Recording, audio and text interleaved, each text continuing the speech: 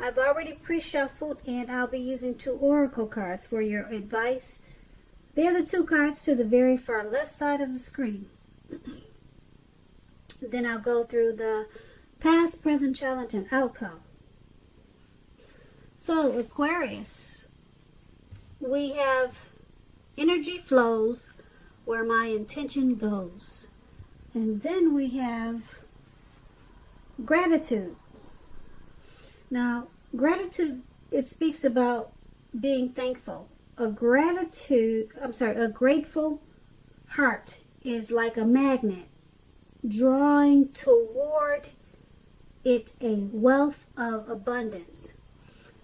So, what these 2 cards are basically saying is that when you put your energy towards being grateful, having gratitude, you'll become like a magnet drawing in wealth and abundance. And that's your oracle advice for today. So let's move on to the recent past. We have the 5 of Wands, and then we have the Death card. So with the 5 of Wands, it refers to romantic. Well, it could refer to romantic, it could be work or career, but it's about competition. So it would have been important for you in the recent past to not be afraid of competing. You should have known that you have something to offer. You had something to offer, and that you could have been successful too. But you would have had to try to see the results. Now, when this card appears in a reading, your need to believe in yourself would have had to be stronger than ever. So you also would have had to hold your head up high, have faith that you would have ended up in the place that was right for you at that time. You may have been thinking of a career change, so you would have been successful at that too. But you had to know it. You had to believe it. And when it came to relationship questions, the person that you had your eye on at that time, they probably were being pursued by several people. If this was the case, you gave it your best shot, or that's what you should have done. You needed to know that you had done all that you could do for the relationship where your heart was involved. This can also work the other way around, meaning that you were being pursued by several interested people romantically. So that's the 5 of Wands, and it's paired with a Death card. Now, the Death card doesn't necessarily or even usually indicate physical death. In fact, it's considered irresponsible for readers to predict physical death. That's irresponsible of other readers, because we're creatures with free will. Such things, they're not written in stone. This card simply indicates transformation and change.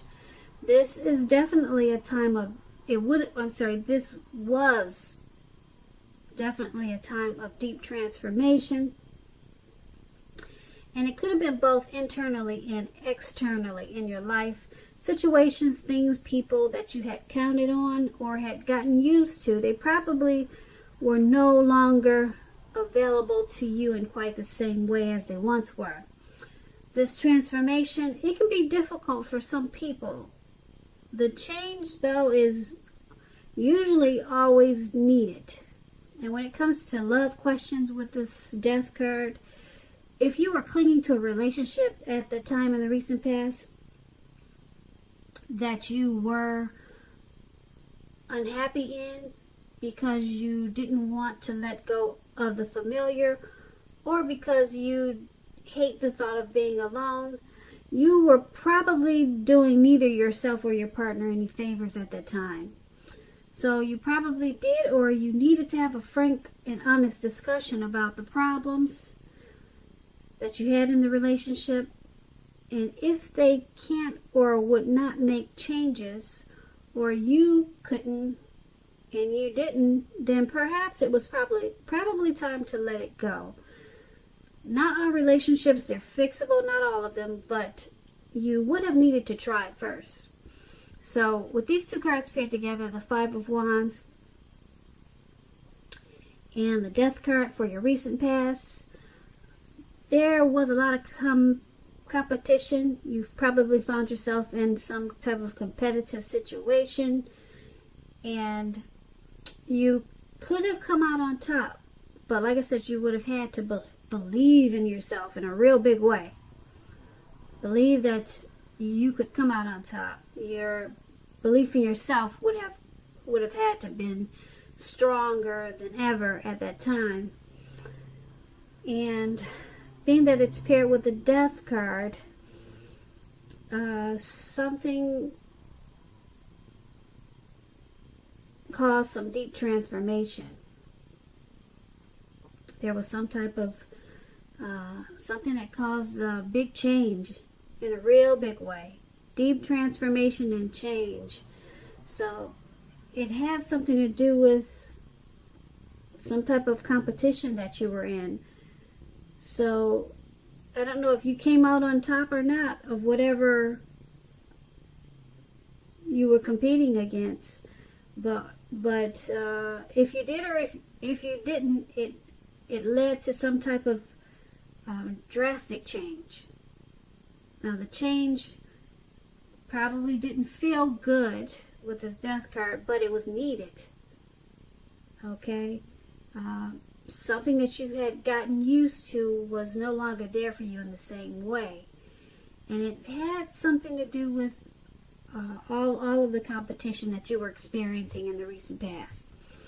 So let's head on over to the present time, and we have Page of Cups, and then we have Page of Pentacles. Now the Page of Cups is about a need to play, dream, have some fun. When this card appears in a reading, it means that you're taking yourself too seriously. You probably heard the saying that you probably heard the saying that there's a difference between taking yourself seriously and taking your work seriously. Your work is imperative, and the second could be a disaster when you take yourself too seriously. Okay, so that's what the Three of Cups is about, and it's paired with the Page of Pentacles. Now this card is about boredom. So Aquarius, are you feeling bored in the month of February? Or maybe you will be and you just don't know it. But you're probably doing some things. You're probably going to be tempted to say or do things to shake things up and people up just for some excitement. Rethink that impulse. Find a better use of your energy. Excitement can be created. The Page of Pentacles is a great energy to support you when you have tedious work to get accomplished. The Page can give you focus, backbone, and the will to stick to a task that's not necessarily glamorous or fun.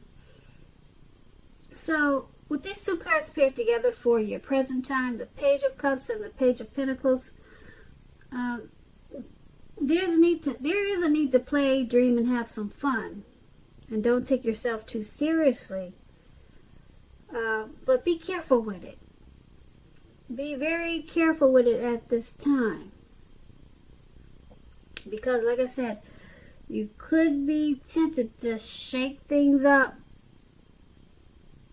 with people that you know for some excitement. Because, you're going to shake things up for some excitement because you're kind of bored. That's what the Page of Pentacles is about. You're bored, or you just don't have enough to do, or you just want something to, you're just looking for some excitement. So just focus on playing, dreaming, and having fun. Forget shaking things up, because you could find a better use of your energy at this time, because you'll have a lot of it with the Page of Pentacles. But you want to rethink that impulse of shaking things up, because I don't know, it could cause you to lose some friends because you're doing it for out of boredom. So you might cause some disturbances at this time.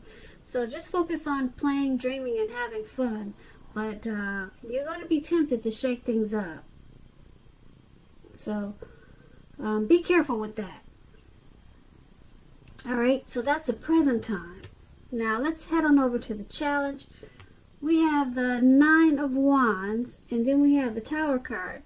Now the Nine of Wands, it indicates anxiety and worry, being burdened and keyed up over certain concerns and issues. The first step is usually to take a deep breath, calm down. Don't let things that you're worried about overwhelm you at this time. Take it one day at a time, 1 hour at a time. At least some of the worries that you're feeling, they're very likely to turn out to be imaginary, all in your head. So get very specific on what you're afraid of and pick it apart. What is the true likelihood of the worry actually happening? So comfort yourself at this time. And if you need help, don't hesitate to ask for it. Trying to ask for help is the mark of a strong person. So that's a Nine of Wands, and like I said, it's paired with a Tower card. You're trying to hold on too tightly to the status quo, which can be a disaster at this time. You have to roll with the changes. It's likely that some people, situations that you've counted on as being there for you, they may no longer be there in quite the same way. So this doesn't have to be drastic, because we all know change is the nature of life. And if you try to prevent it, it's going to be like trying to row upstream without a paddle. If you have been building castles in the air, some of them may come crashing down at this time. That's only a problem if you let it be. You'll be able to replace them with some more realistic and reachable dreams and goals if some of them fall apart in February. Dreaming is important, but it's also important to be living in a reality too. So, with these two cards paired together for your challenge, the Nine of Wands and the Tower card, there's something you're going through or something's happening that's causing some anxiety and worry. Anxiety and worry. So it's about trying to take things one day at a time, 1 hour at a time. Get very specific on what you're afraid of. Pick it apart, because the worrying the anxiety is probably actually all in your head. Okay, but then you have the Tower card. So something comes crashing down, but that's gonna have to be okay, because like I said, change is the nature of life. You can always just start all over again, but something comes crashing down, and it's only a problem if you let it be. So it's got you feeling anxious. You're worried. Whatever came crashing down, it's got you keyed up. It's got you kind of stuck in your head. So just pick things apart one by one, and so whatever came down is messing with you a little bit. As you can see in the picture, this man has these swords all around him, circled around him, and it looks like he's battling himself. So that means you're going to be stuck in your head about something that probably didn't quite turn out the way that you probably wished it would. But like I said, the Tower card, it's only a problem if you let it be. You'll be able to replace whatever it is you were trying to do with some more realistic and reachable dreams and goals. Okay, so that's the challenge. Now let's head on over to the outcome. We have the Ace of Swords and then the Lover's card. Now, with the Ace of Swords, it can indicate new beginnings of some part of your life, possibly on many levels, many fronts. Sometimes this new beginning can be started by a separation of some kind, from a relationship, from a job, from a situation. Just know that as anxiety producing as such new beginnings can be, that underneath it all is good beneficial energy that's getting you to where you really need to be and want to go. The Ace of Swords, it calls on us to not be afraid to take a leap if it's in our best interest. Now, the Ace of Swords is paired with the Lover's card. It's associated with the astrological sign of Gemini, the twins. It's possible when this card appears in a reading that you could be feeling ambivalent about a relationship or a situation in your life. It could be that your heart is telling you one thing and your head another. In general, the thing to do within bounds of your morality is to follow your heart when you get this card in a reading. Some people say there are only two modes that any of us operate under at any time, and it's fear or love. So when you can, choose love, and that's what this card is about. The Lover's card is love in capital letters. This card is very powerful card when it comes to love. It's that twin flame type of love.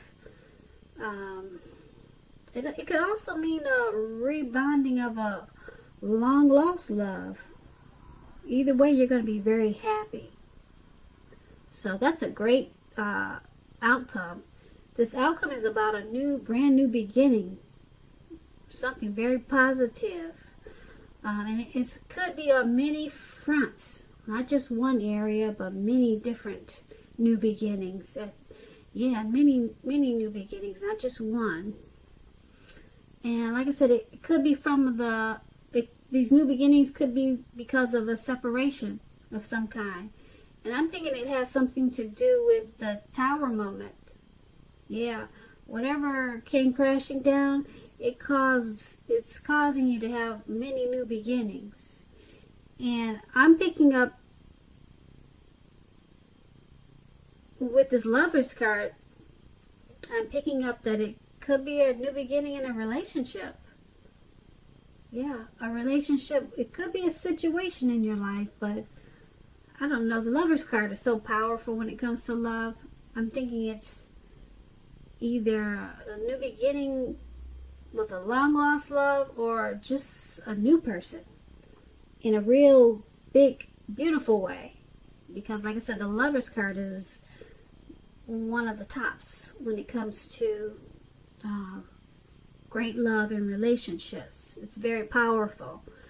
So, not so bad for the outcome, Aquarius. Not bad at all. That's a pretty good outcome. So I hope you enjoyed this reading. There's going to be a link below of the extended version of this reading. I'll go over a lot more. I just want to say thank you so very much for watching. Please comment, please subscribe, hit the notification bell so you'll get notified when I post the next reading. I am hoping that you're enjoying 2020, and I also want to say that I hope that you have a beautiful February.